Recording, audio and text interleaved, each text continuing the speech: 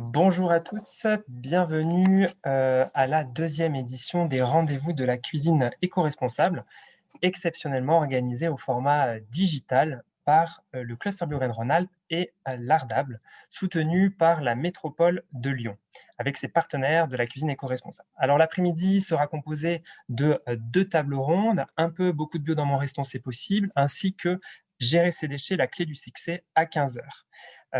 Il y aura donc un autre lien de connexion pour rejoindre cette table ronde. Vous pouvez également suivre sur Facebook ces deux webinaires. Enfin, il y aura un atelier visio organisé par Philippe Gallet sur cuisiner les légumineuses à 16h15 pour les inscrits. Voilà. Alors, d'un point de vue technique, vous pouvez poser vos questions par écrit. Nous tenterons d'y répondre à la fin de cette table ronde.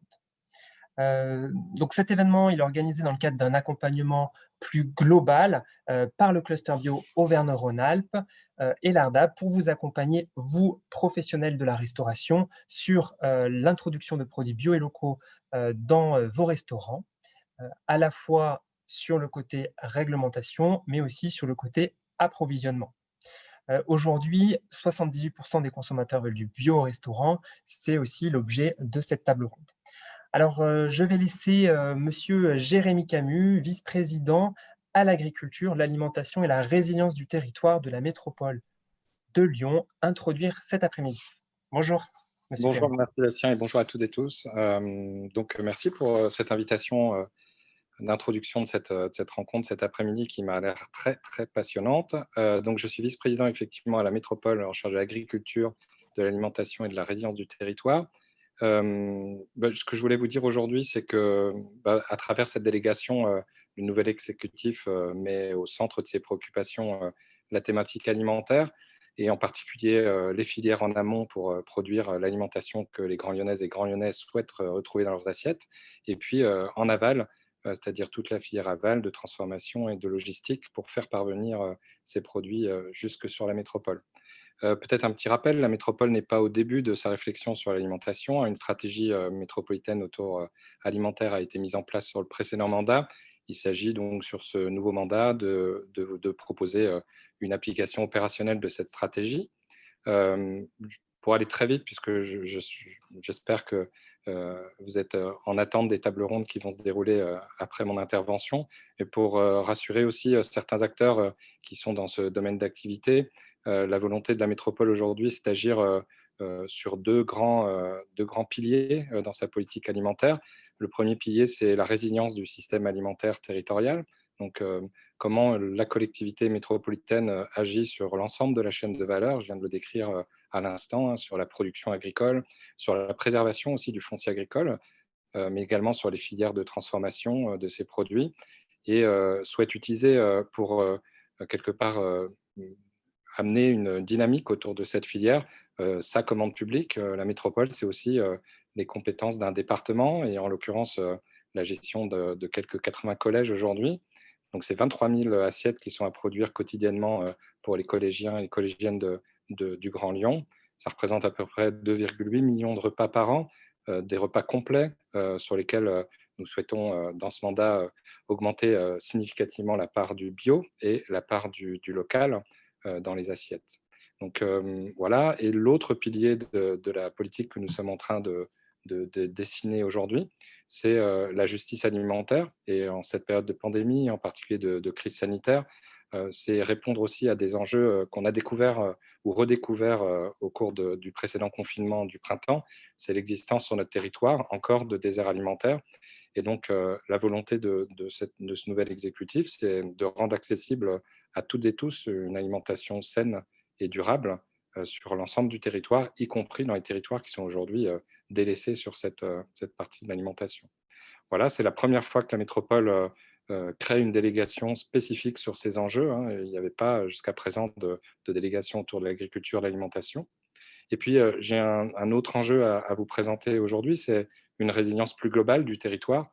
Alors, je sais que ça dépasse un peu les enjeux autour de cet après-midi, mais tout de même de montrer que cet enjeu de résilience alimentaire s'inscrit plus globalement dans une résilience territoriale, et en particulier avec les chocs enfin en tout cas le choc qu'on est en train de vivre aujourd'hui, et les chocs certainement qui seront à vivre à l'avenir, c'est s'y préparer, anticiper et utiliser ce nouveau contexte ou cette nouvelle crise comme des opportunités aussi de transformation et de modification. Donc voilà, aujourd'hui, la bonne nouvelle, c'est que si vous êtes autour de cette conférence, c'est que vous êtes déjà sur ces sujets. Un certain nombre d'acteurs, Grand Lyonnais, aujourd'hui, n'ont pas attendu la collectivité pour se positionner sur ces sujets de résilience alimentaire et de l'alimentation en général.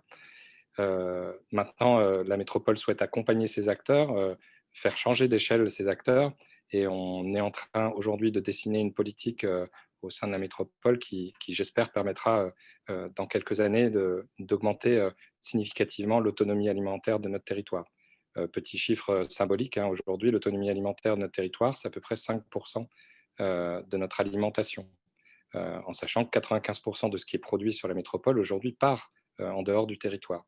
Et ce qui est consommé sur la métropole représente 95% de ce qui est consommé sur la métropole vient de l'extérieur du territoire.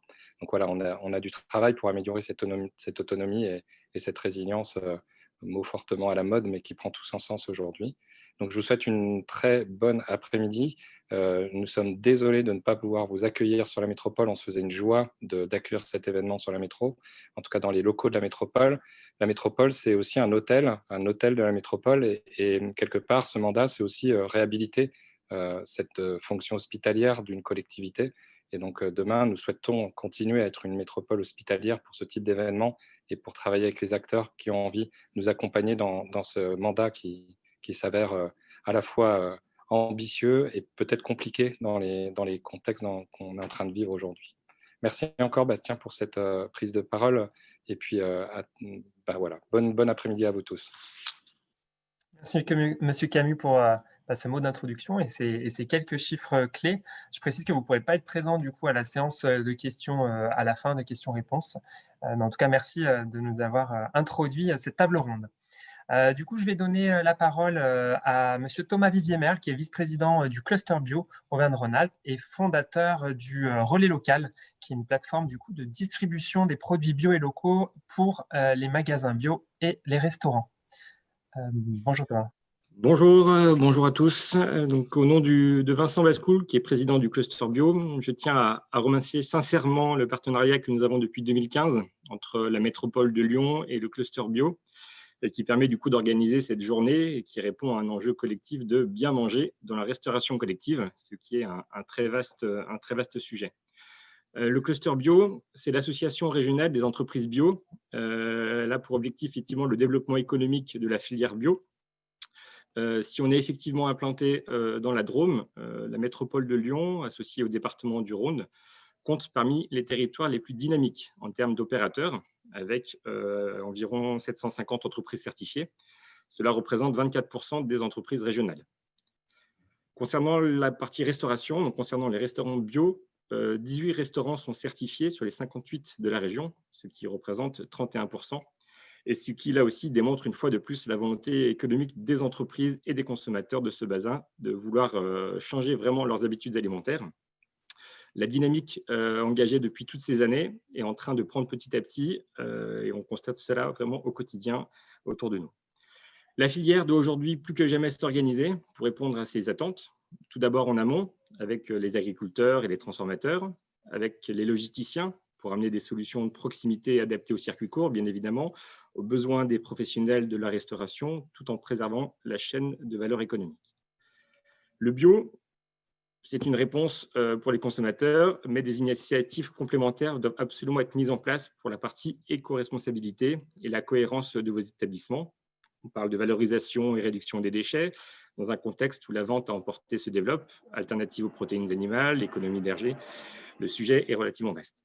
Malgré le contexte sanitaire, bien évidemment, que l'on partage tous, qui est morose pour la profession, on est aujourd'hui vraiment heureux d'organiser cette deuxième édition avec notre partenaire l'Ardab. Votre mobilisation ce jour est un réel signe que votre métier évolue et permet d'entrevoir des perspectives optimistes pour les restaurateurs. La toute première édition avait accueilli plus de 100 participants l'année dernière à la Chambre des métiers. A priori, on devrait être aussi une centaine pour cette nouvelle édition. Je vous souhaite du coup une très bonne après-midi et laisse Bastien Boissonnier, en charge des filières et de la restauration au cluster bio, lancer les tables rondes. Merci à vous. Merci Thomas pour cette introduction également. Alors du coup, je vous propose maintenant de commencer cette table ronde donc, qui s'intitule « Un peu, beaucoup de bio dans mon resto, c'est possible ». Donc nous avons la chance d'accueillir tout d'abord Alice Martin, chargée de mission restauration à l'Ardab. Ensuite, Marlène Dubuc, responsable agent national de certification à Bureau Alpes Contrôle Certification. Benoît Laperrière de chez BioApro et David Fontana de restaurant Tratino à Lyon. Voilà, alors je vous propose du coup de commencer avec vous, Alice Martin. Vous êtes chargée de mission restauration. Alors, si vous pouvez nous présenter les leviers d'action que vous avez effectivement identifiés pour introduire du bio dans les restaurants. Oui, bonjour à tous. Merci Bastien. Donc, en effet, je prends la suite pour vous présenter les résultats d'une étude qui a pu être menée auprès des restaurateurs de la métropole et qui est aussi le résultat de l'accompagnement que l'Ardab mène auprès des restaurateurs de la métropole. Avant ça, quelques mots sur l'Ardab peut-être. On est une association donc de producteurs bio qui existons depuis 34 ans. On fédère aujourd'hui 350 producteurs donc sur le Rhône et la Loire et on a 17 producteurs qui sont administrateurs au sein du conseil d'administration. On est aujourd'hui une équipe d'une dizaine de salariés qui travaillons de l'amont à l'aval des filières bio et on est fédéré au niveau régional et au niveau national, donc au sein de la Frabora et de la FNAB. Pour ce qui est de nos missions, donc nous, notre mission première, c'est vraiment de pouvoir accompagner l'amont et l'aval de la production jusqu'à la commercialisation, pardon. Donc on est plusieurs à pouvoir accompagner au niveau des producteurs le développement d'une production qui soit bio et vertueuse, enfin qui soit une bio éthique et engagée. Et on accompagne jusqu'aux citoyens la consommation des produits bio et la promotion d'une bio qui soit accessible pour tous. Voilà, entre ces deux maillons, on accompagne bien sûr tout ce qui est la restauration collective, la restauration commerciale et les circuits courts, notamment donc avec de l'accompagnement à la structuration des filières. Donc aujourd'hui, pour ce qui est de la restauration commerciale, donc en effet, une petite étude a été menée auprès des restaurateurs et pour un peu partir des mêmes constats et des mêmes chiffres, on a aujourd'hui l'étude de l'agence bio qui date de 2019, qui nous dit que 78% des Français souhaitent voir des produits bio en restauration commerciale et 66% d'entre eux en restauration rapide. Aujourd'hui, il faut savoir que 43% des restaurants à l'échelle nationale proposent déjà des produits bio. Alors tous à des échelles différentes. Je ne sais pas si vous voyez bien sur ce schéma de l'agence bio, mais on a la majorité des restaurants qui aujourd'hui proposent quelques produits bio, donc à 55%. On a des restaurants qui proposent des plats entièrement bio ou une offre entièrement bio à l'exception de quelques ingrédients. Et enfin, une petite minorité qui propose seulement c'est déjà bien, des menus entièrement bio. Voilà, ces chiffres, ils sont dus simplement, en fait, ils sont construits de cette manière, notamment dû au fait de l'ancienne réglementation de la restauration commerciale bio. Et c'est des chiffres qui évolueront certainement dès l'année prochaine et dans les années à venir pour amener à concorder avec la nouvelle réglementation qui vous sera présentée tout à l'heure. Ce qui est intéressant dans ces chiffres aussi, c'est de montrer qu'il y a 56% des restaurateurs qui estiment qu'ils n'ont pas eu de surcoût en fait, à l'introduction des produits bio locaux. Et c'est sur ce chiffre-là que nous, on s'est questionné et sur lequel on essaye de travailler au quotidien avec les restaurateurs pour savoir quels sont les leviers d'action. Donc les rencontres qu'on a pu avoir avec les restaurateurs montrent déjà un premier aspect qui est essentiel et qui paraît primordial, bien sûr, c'est les approvisionnements et donc toute la question du sourcing. La plupart des restaurateurs qu'on a rencontrés expriment quand même l'importance, en effet, de pouvoir bien connaître son territoire, de savoir quelles sont les spécificités du territoire. Donc, on parle de terroir, c'est-à-dire voilà, connaître un peu les spécificités du sol, du climat et aussi des acteurs qui y sont présents. Ça va influer sur les produits qu'on y trouve, sur les variétés qu'on y trouve, sur la saisonnalité des produits. Et c'est à partir de toute cette connaissance en fait, du territoire que vous, en tant que restaurateur, vous serez en capacité de construire une carte qui soit adaptée à l'offre du territoire, mais qui représente aussi toute votre typicité et toutes un peu vos inspirations culinaires qui peuvent être locales, mais tout aussi tournées vers des cuisines du monde ou autres. Voilà. Hem, pour vous donner un petit ordre d'idée, localement, on trouve quand même de nombreux produits autour de la métropole de Lyon. On a des facilités d'approvisionnement, notamment autour de tout ce qui est légumes, produits laitiers, avec pas mal de producteurs qui sont déjà structurés pour faire de la transformation des produits laitiers, enfin du lait. Les œufs aussi, les steaks hachés surgelés puisqu'on a une filière qui est structurée, des produits secs d'épicerie et bien sûr des boissons avec notamment les jus de fruits, le vin et les bières. Par contre, il faut savoir qu'on a plus de difficultés d'approvisionnement du fait encore d'une lacune de structuration de filière sur ces questions-là, sur la charcuterie, la viande, les poissons, le beurre, les fruits aussi un peu plus, et puis bien sûr aussi les produits surgelés et les produits de 4e et 5e gamme. Voilà, donc à avoir en tête bien sûr en construisant son projet. Toujours du côté des appros, non seulement les restaurateurs nous disaient de bien connaître les fournisseurs, mais aussi de bien connaître le territoire, mais aussi les fournisseurs et notamment de se tourner vers les différentes solutions d'approvisionnement qui peuvent exister. Aujourd'hui, on a non seulement les plateformes physiques et virtuelles donc qui permettent en fait de structurer une offre globale et multiproduits. On a aussi les distributeurs spécialisés, les transformateurs et les artisans et les producteurs que l'on trouvera sur les marchés, sur les magasins de producteurs, à la ferme et, et un peu à la marge en livraison au restaurant. Pourquoi on a mis les producteurs en dernier dans cette liste? C'est simplement parce que souvent, de nombreux porteurs de projets peuvent avoir la volonté de se tourner vers des circuits courts, vers de l'appro en direct. Mais il faut savoir que pour les producteurs, c'est pas toujours aussi simple de se rendre sur la métropole, qu'ils ont des contraintes de livraison et des contraintes de volume qui font que parfois pour des restaurants, c'est pas toujours aussi simple, d'être approvisionné par les producteurs, hormis quelques produits qui peuvent bien se stocker et notamment tout ce qui est boissons, vin et jus de fruits. Voilà, mais c'est quelque chose à avoir en tête quand on construit son projet. En tout cas, dans tous les cas, le choix en fait des appros, il est à structurer en fonction de un peu 2 dynamiques qui sont, celle du fournisseur et la vôtre. Par rapport au fournisseur, en fait, ça demande vraiment de questionner, toutes ces contraintes de livraison, donc la fréquence de livraison, les capacités de stockage qu'il a lui en frais et en sec, son franco de port, ses jours de livraison, son délai entre, la commande et la livraison. Et puis de votre côté, de savoir, quelles seront vos capacités, de stockage en frais, en sec, les volumes de commandes dont vous aurez pour chacun de vos produits et aussi l'avancement de vos projets. En fonction que vous êtes au début ou à la fin de votre projet, vous n'aurez peut-être pas la même connaissance des volumes dont vous avez besoin, ni la même souplesse et réactivité et bien sûr aussi, ça demande de questionner le temps, disponible que vous avez, pour, passer vos commandes, auprès de plusieurs fournisseurs. Enfin, donc on a parlé des appros qui est un élément très important. On a aussi, des leviers d'action qui sont identifiés au niveau, de la cuisine. Bastien, est-ce que tu peux passer la diapo d'après, s'il te plaît? Merci beaucoup. Donc oui, je disais de la cuisine, donc là, les restaurateurs, font preuve de bien sûr énormément de créativité pour pouvoir, en fait, valoriser, les produits, au maximum et gagner en fait, en efficacité, en efficience, de ce côté-là.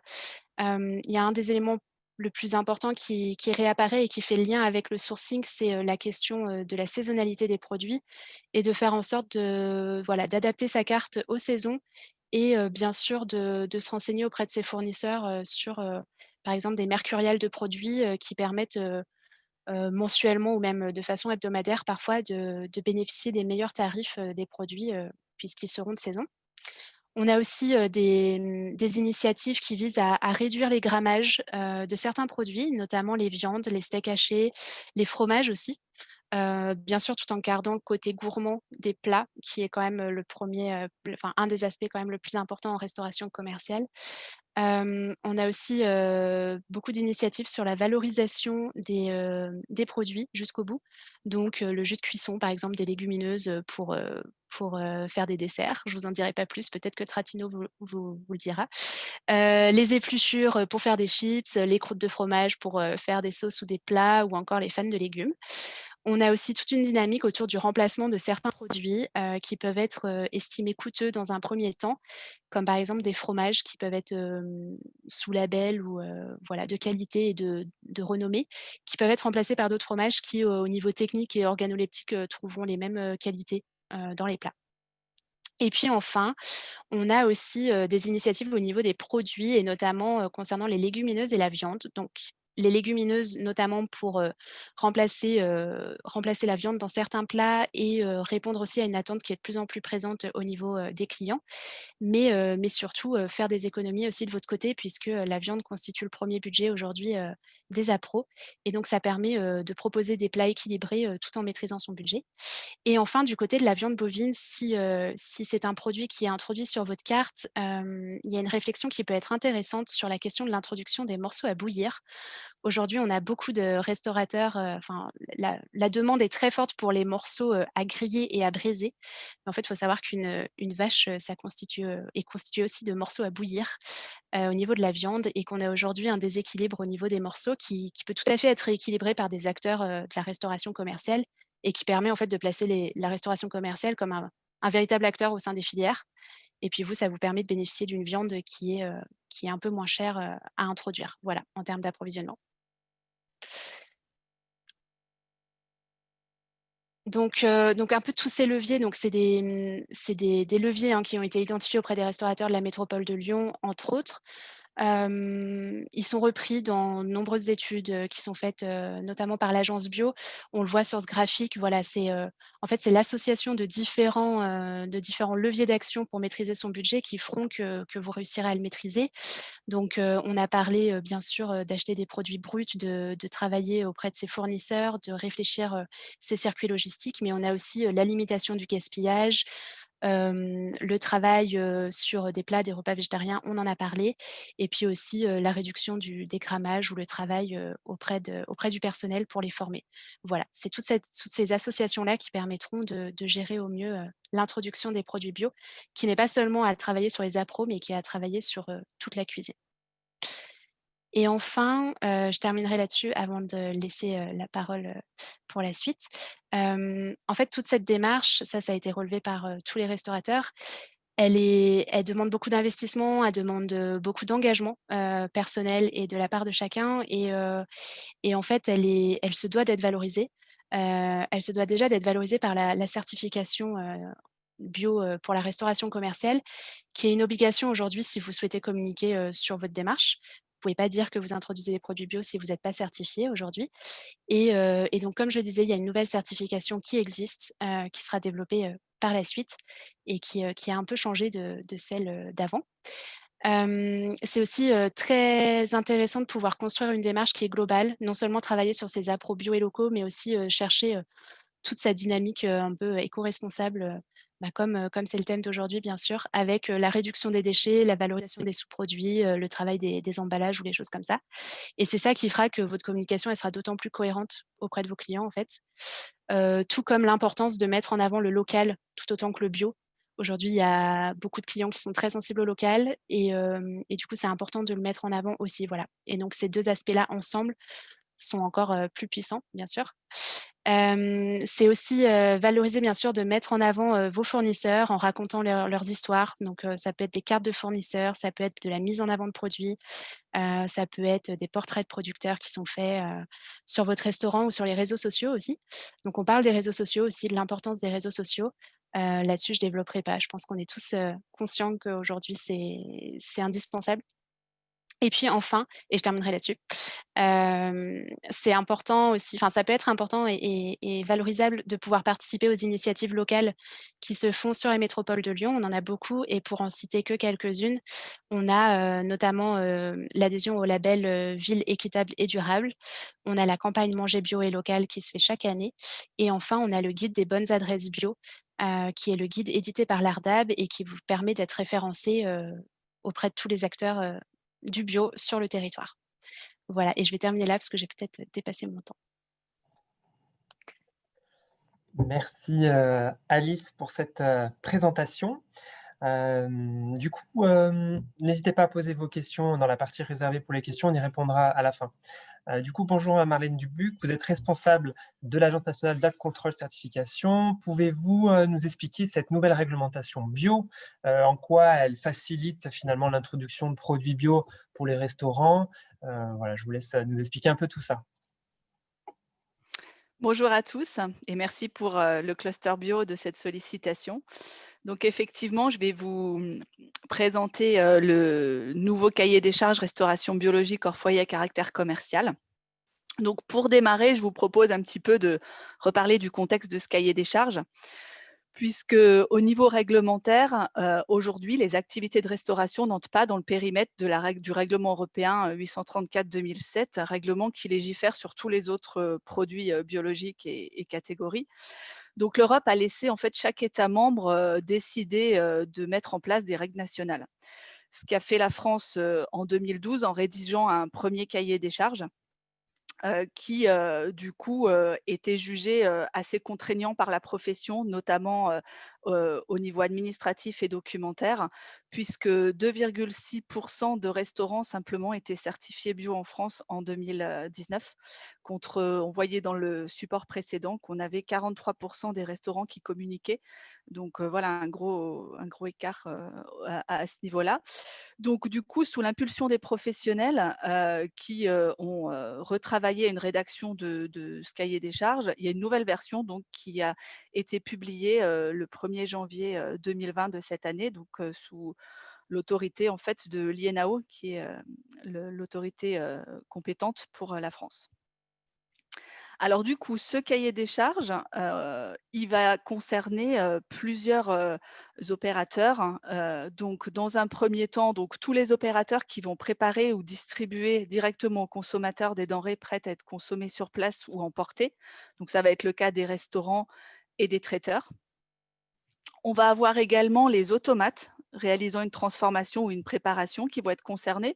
Donc, ça va être aussi bien pour des automates distribuant du café bio ou des soupes bio. Donc, ils sont soumis aussi à cette certification. On va avoir également donc, tous les opérateurs d'une façon générale qui vont être sous code NAF 55 et ou 56 qui souhaitent faire référence à l'AB pour tous leurs ingrédients ou une partie, sachant que ça c'est une nouveauté aussi puisque le code NAF 55 étend la certification à tous les hébergements proposant de la restauration. Donc c'est le cas des hôtels avec des déjeuners bio par exemple. Les opérateurs aussi qui vont avoir plus de 15 jours cumulés par an en restauration ambulante, par exemple, sur des salons, vont être sous ce cahier des charges-là également et concernés donc à partir de 15 jours cumulés sur l'année. Les chaînes de restauration, pardon, également, qui sont concernées par ce cahier des charges, par contre, ne sont pas concernés donc les opérateurs proposant uniquement des produits emballés, donc achat-revente de produits pas transformés à l'intérieur du restaurant, et la restauration collective à caractère social, puisqu'aujourd'hui, ce cahier des charges ne couvre absolument pas la restauration en cantine ou toute restauration collective. Alors ça, c'était pour qui est concerné. Maintenant, sur le contenu. Donc, ce nouveau cahier des charges, comme on l'évoquait, a remplacé le précédent et du coup est vraiment sur des natures d'engagement qui sont complètement différentes de ce qu'on pouvait avoir dans le précédent. Donc, on va avoir deux catégories.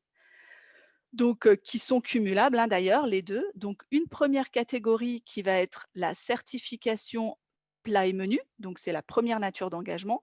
Donc, cette première nature d'engagement, elle va concerner la communication sur un plat ou un menu biologique. Donc là, c'est le restaurant qui souhaite vraiment identifier des plats en particulier ou des menus qui vont être identifiés biologiques. Donc ça, c'est la première nature d'engagement. La deuxième, ça va être la certification qu'on appelle quantité produit.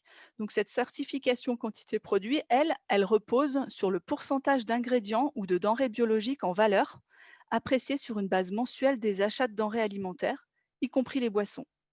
Donc là, sur cette base-là, en plus d'être engagé dans cette nature certification quantité, il va falloir déterminer sur quel pourcentage on s'engage. Donc, on ne peut pas démarrer en dessous de 50% pour la certification. Par contre, on a bien trois tranches, 50%, 75%, 95%.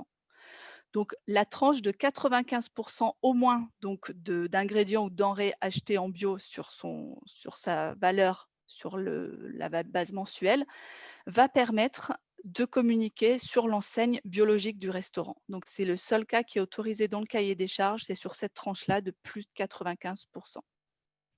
Donc finalement, cette certification quantité, elle permet aussi d'être plus souple dans la composition de la recette du produit, contrairement peut-être à la certification plat et menu qui est très précise, mais du coup qui offre un petit peu moins de souplesse dans son contenu. Puisque au niveau des exigences, donc on va le voir dans le slide suivant, donc la principale exigence, au-delà des garanties biologiques, bien sûr, des matières premières hein, sur lesquelles que je n'ai pas détaillées, mais qui sont évidentes. Donc la principale exigence sur la première nature d'engagement, donc plat et menu, ça va être la tenue de fiches recettes. Fiches recettes qui vont quantifier de façon précise pour chaque plat qu'on souhaite certifier le détail des ingrédients biologiques qui devront représenter 95% en poids de la recette. Et également, donc, additifs et auxiliaires qui seront utilisés éventuellement devront répondre à la réglementation bio et être autorisés. Donc ça, c'est la principale exigence sur cette partie certification plat et menu. Sur le deuxième volet, donc la certification quantité produit, là, la principale exigence va être basée sur un indicateur mensuel que chaque restaurant devra tenir, qui va en fait consister à avoir la valeur des quantités de denrées ou d'ingrédients biologiques achetés comparée à la totalité des produits achetés en alimentaire. Et donc, ce pourcentage mensuel qui sera suivi donc par le restaurateur et contrôlé également dans le cas de la certification, devra s'inscrire dans la tranche dans laquelle il s'est engagé, donc à savoir les 50, les 75 ou les 95%. Donc voilà pour la principale exigence, en tout cas pour chacune des natures d'engagement. Au niveau des contrôles, par rapport à la certification, c'est un contrôle par an minimum qui sera réalisé donc, pour tous les restaurants, traiteurs indépendants, avec une augmentation de volume de 10% supplémentaire de contrôle sur les restaurants qui seront classés les plus à risque par les organismes de contrôle.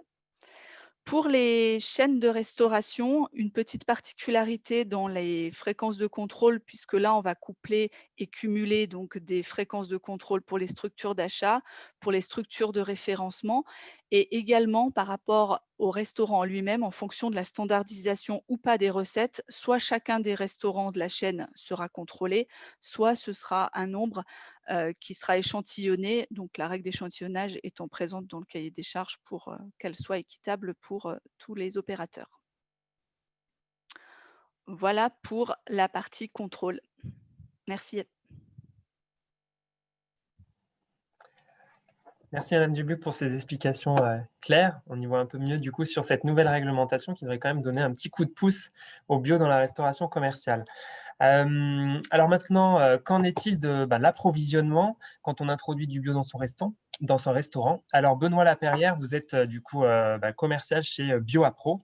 Alors pouvez-vous nous expliquer qui vous êtes, en quoi votre entreprise est aussi une solution pour les restaurants, comme celle du relais local, et que cela permet de faciliter l'approvisionnement bio des restaurants. Voilà, je vous laisse du coup prendre la parole.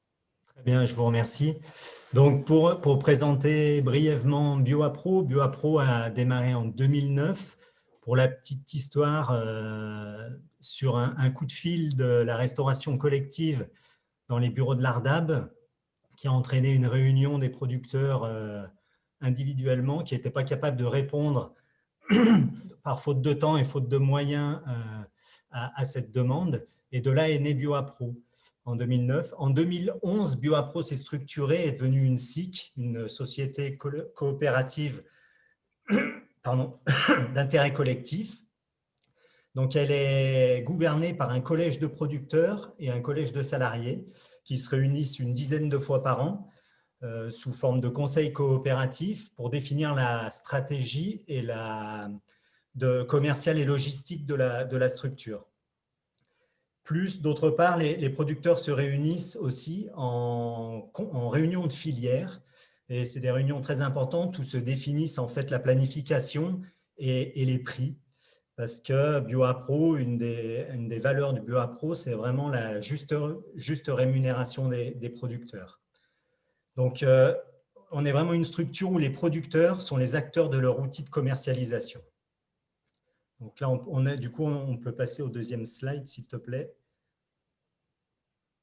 Bon, donc là, on a voilà, les collèges, le coopératif et les conseils de filière et de planification.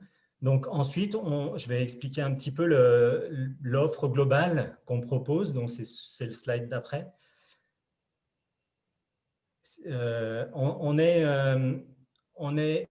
a une grande variété de producteurs. Donc on travaille beaucoup de fruits et légumes, beaucoup de produits laitiers transformés, yaourts, fromage, et on complète notre gamme avec le partenariat avec Biocoop Restauration pour l'épicerie sucrée et salée.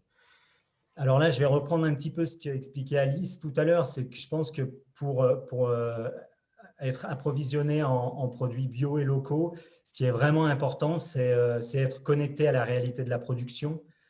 Donc, à savoir la saisonnalité des produits. On trouve plus de tomates chez BioApro depuis une quinzaine de jours et c'est vraiment important pour nous de ne pas proposer de tomates. Et d'autre part, la connaissance du territoire par rapport aux produits qui se font, aux produits. Donc, Alice parlait effectivement de fromages qui sont locaux et qui peuvent très bien remplacer en cuisine. Je cite la mozzarella, par exemple. À partir du moment où elle rentre dans des plats, on a des tomes fraîches qui sont produites à moins de 15 km de Brignette BioApro et qui sont vraiment idéales pour remplacer ces produits manufacturés. D'autre part, on a vraiment, en termes de fruits et de légumes, surtout de légumes en ce moment, une grosse variété de produits. Et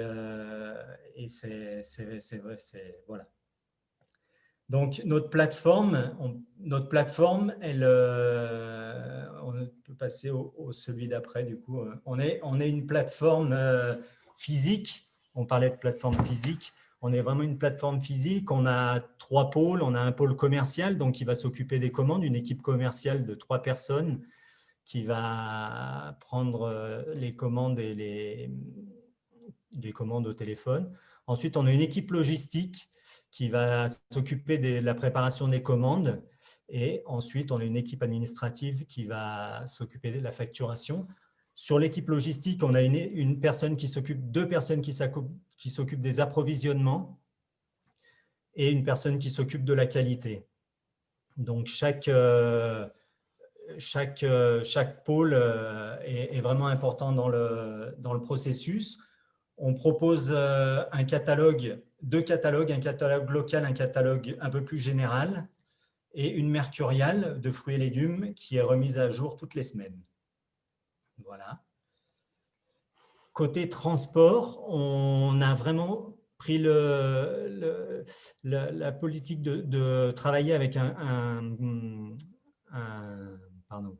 transporteur local, en l'occurrence Gérard Gaillet, qui a monté une entreprise qui s'appelle Gaillet Logistique, qui a été président de BioApro pendant 10 ans et qui vraiment avait mis le doigt sur le fait que la logistique du dernier kilomètre était celle qui manquait le plus.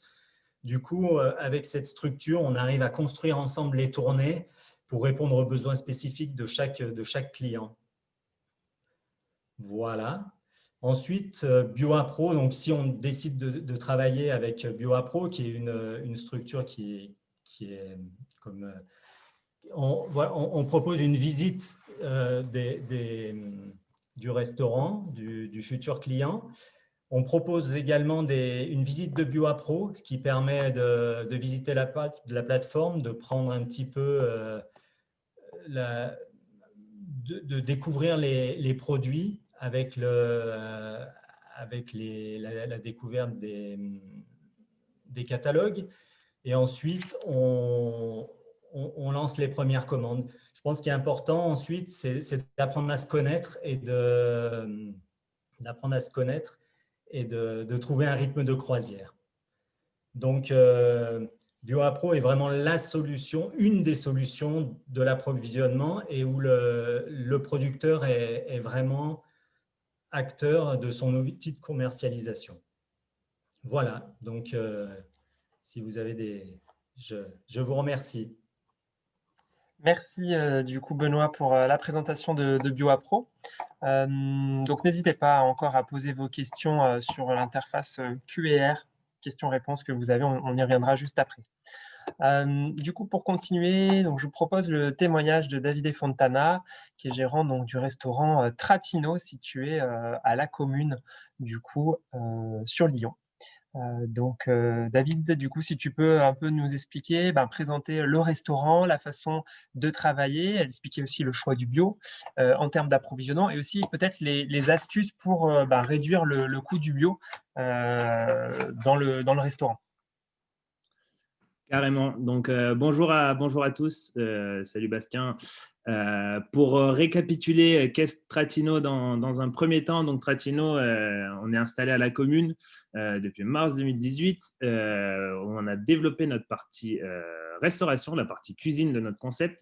Tratino n'est pas qu'un restaurant. Tratino va ouvrir donc en janvier, on avance bien, vous avez la petite image de notre futur local, un lieu donc entièrement dédié à l'alimentation écologique avec 3 principaux univers, donc une boutique, un aspect bar et l'aspect cuisine-restauration qu'on va ramener de la commune.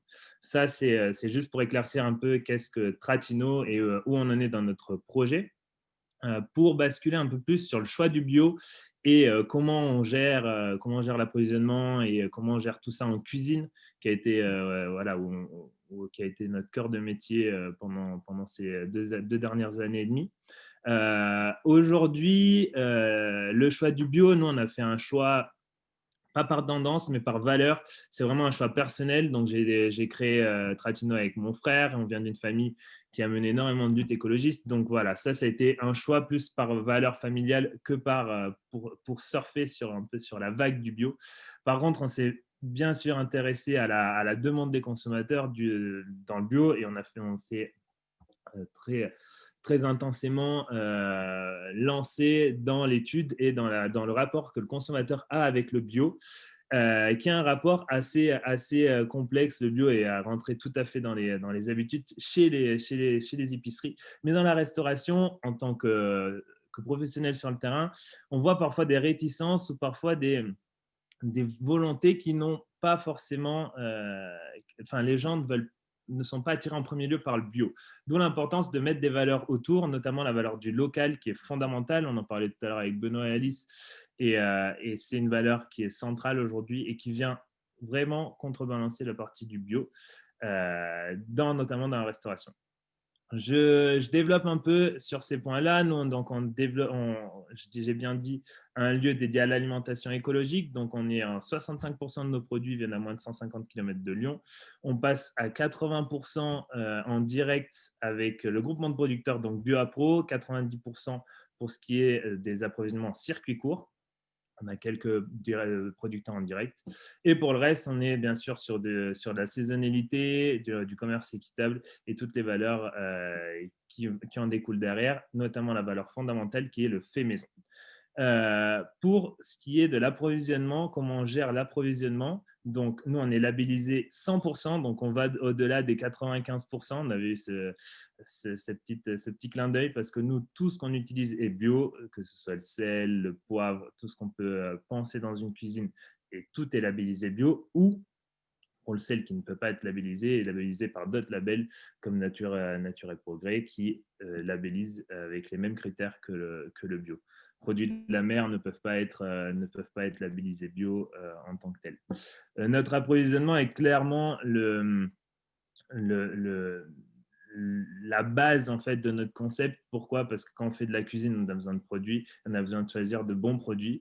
À la base, on était parti sur un maximum de circuits courts et comme l'a dit justement Alice, pour des problématiques de volume notamment, le circuit court est une fausse bonne idée souvent parce que les producteurs ne peuvent pas livrer à tous les restaurateurs leurs 5 kilos d'oignons qu'ils ont besoin toutes les semaines. Donc, on a tout de suite travaillé avec BioApro. Et on a fait un partenariat aujourd'hui qui dure depuis qu'on a lancé le concept à la commune, donc avec BioApro.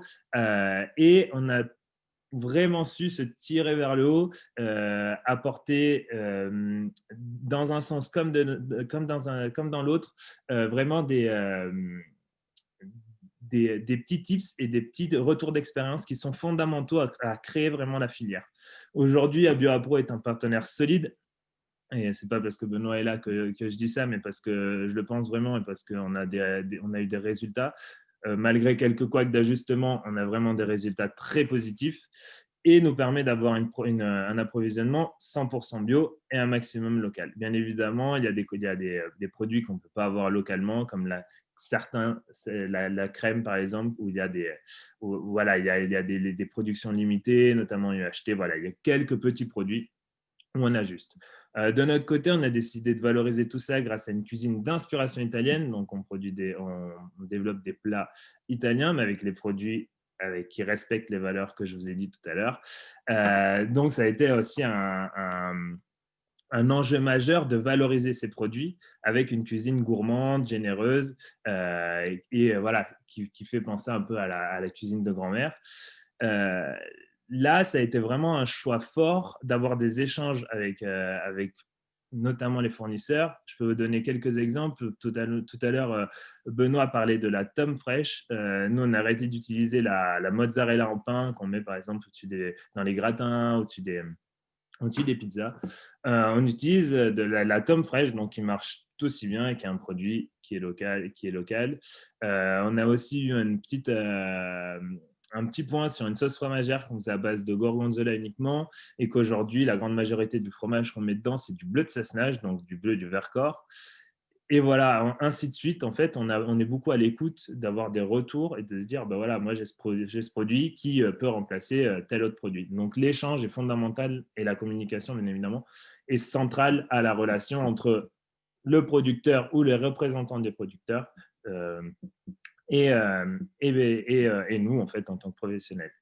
Je continue sur l'aspect central d'avoir une plateforme comme BioApro entre nous et les producteurs. Je parlais tout à l'heure de volume et j'y reviens. En fait, BioApro nous permet d'avoir des petites quantités de certains produits qu'on ne pourrait pas demander directement aux producteurs et surtout après de mêler tout ça sur la livraison au dernier kilomètre dont parlait Benoît, qui est centrale aujourd'hui dans son approvisionnement dans Lyon, en tout cas dans le centre-ville.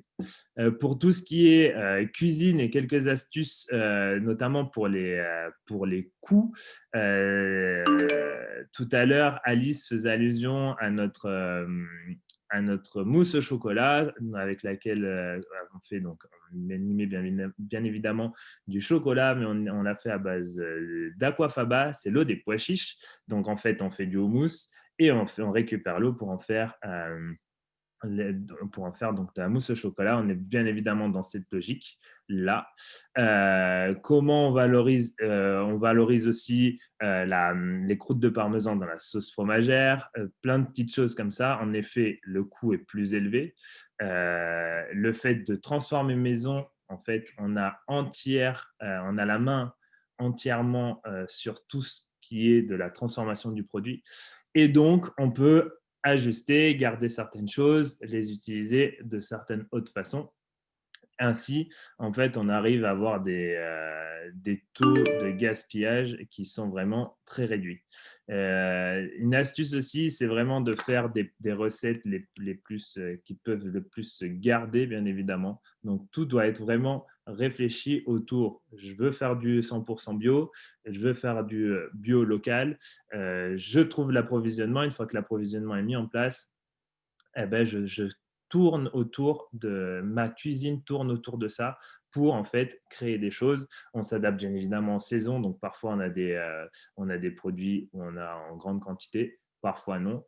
Sachez qu'il y a toujours des idées. Nous, on propose on fait de la panna cotta, on fait de la panna cotta à la fraise en plein mois de décembre. En effet, on y met de la confiture. Donc, la confiture, c'est quelque chose qu'on connaît depuis des années.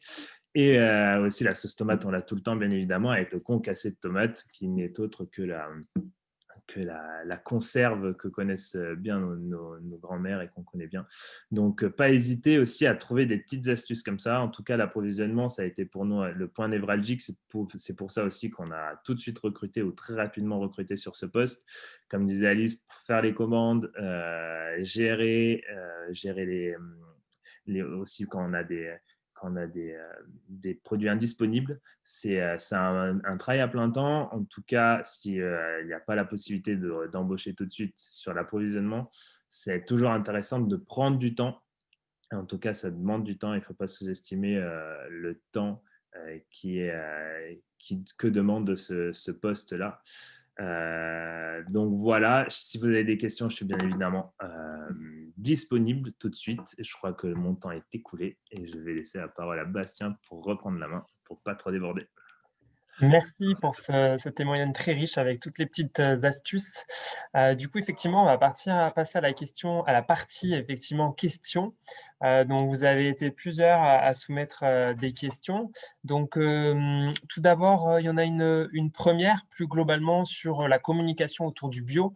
Voilà, selon vous, est-il peut-être pas préférable de s'engager sur du 100% bio, quitte à aller sur le bio, plutôt que 50%.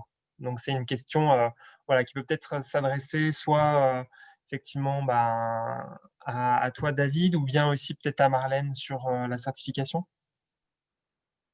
Moi, je peux faire un élément de réponse et je pense que c'est intéressant aussi d'entendre Marlène sur la certification. Alors, nous, on n'y a jamais pensé à se mettre qu'à moitié ou qu'un petit peu. Ce que j'aimerais dire, c'est que d'avoir déjà 50% de produits bio, c'est déjà énorme, c'est déjà bien. Il y a beaucoup de restaurateurs qui ne le font pas.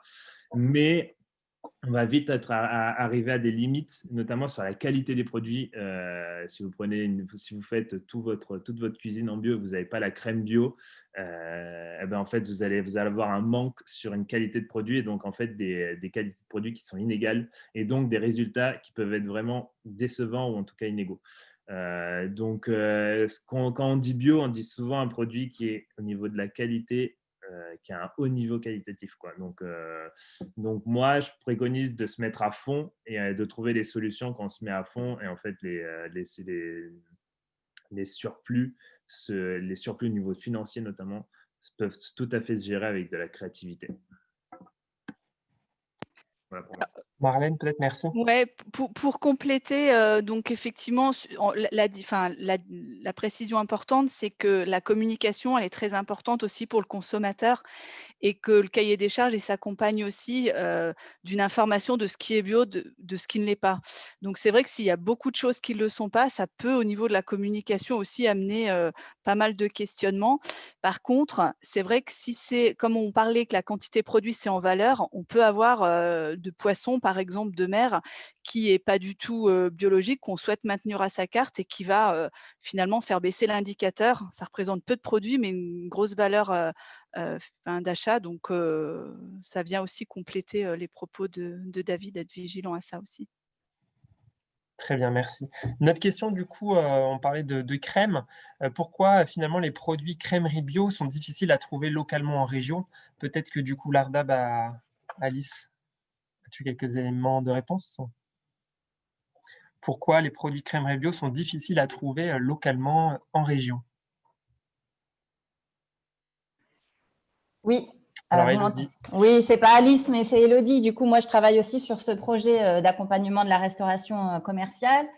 En fait, spécifiquement par rapport aux produits de crèmerie, c'est parce qu'en fait, les agriculteurs, quand ils utilisent le lait pour faire des transformations, ils utilisent l'ensemble du lait et notamment la matière grasse du lait. S'ils font du fromage, ils ne vont pas écrémer le lait. Donc, ça, c'est ce genre d'opération d'écrémage pour faire de la crème et du beurre. Ça se fait plutôt dans des grandes usines, dans des grandes entreprises. Et donc, si vous achetez des produits en direct des producteurs, vous achetez des produits avec la matière grasse. Et du coup, on a très, très peu, voire pas de producteurs qui produisent uniquement de la crème parce qu'il faudrait trouver quoi faire. Il faudrait qu'ils trouvent quoi faire du lait écrémé. Et bon, voilà, globalement, techniquement, c'est peu fait localement. Merci, Élodie Rouland. Et c'est vrai que du coup, introduire de la crème, ça veut dire en parallèle, du coup, si je comprends bien, consommer du lait écrémé ou en tout cas des matières, le coproduit. Très bien, merci. Autre question du coup plus globale. Finalement, on parlait de réduction de grammage pour diminuer le prix du bio. En quoi la réduction des grammages est-elle pratiquée de façon compatible avec les recommandations du GEMRCN? Alors là, c'est plutôt effectivement en lien avec la restauration collective, mais dans cette question, c'est finalement voilà, réduire le grammage, comment on reste en cohérence avec les recommandations nutritionnelles en vigueur, en fait. Alors, peut-être que Alice a des éléments là-dessus. Alors, c'est vrai que c'est une table ronde dédiée à la restauration commerciale, donc c'est un peu particulier, mais Alice Martin travaille aussi sur la restauration collective, donc peut-être que faire le lien. Oui, du coup, pour répondre à cette question, en effet, le GEMRCN, c'est une réglementation qui est souvent suivie en restauration collective. Il faut savoir que ce n'est pas une obligation déjà en restauration collective, c'est un guide et c'est quelque chose qui permet de constituer les menus. Mais pour la restauration commerciale, c'est vrai que c'est des questions qui peuvent se poser pour en effet constituer des plats ou des menus qui sont équilibrés. Après, ça se réfléchit à l'échelle d'un menu parce qu'on peut tout à fait en effet réduire des grammages sur par exemple du steak haché. Au lieu de faire un steak haché de 120 grammes, on peut le descendre à 80 ou 100 grammes. Le GEMRCN, il me semble, peut le préconiser jusqu'à 80 ou 100 grammes, c'est ça. Donc, tout en gardant quand même le côté généreux et gourmand, si on met d'autres produits à côté, par exemple dans un burger, ça peut tout à fait être cohérent.